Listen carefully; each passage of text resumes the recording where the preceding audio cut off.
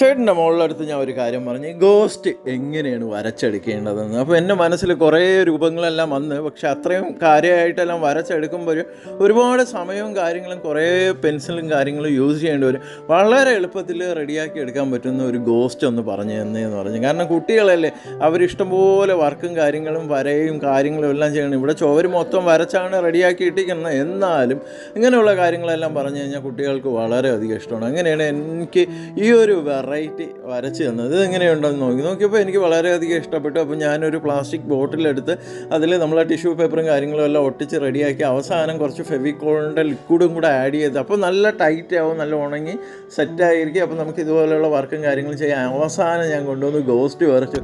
ശരിക്കും പറഞ്ഞാൽ വളരെയധികം എനിക്ക് ഇഷ്ടപ്പെട്ടു. കാരണം എന്താണെന്ന് വെച്ചാൽ വളരെ ഒരു ഫാൻസി ലുക്കും കാര്യങ്ങളുമാണ്.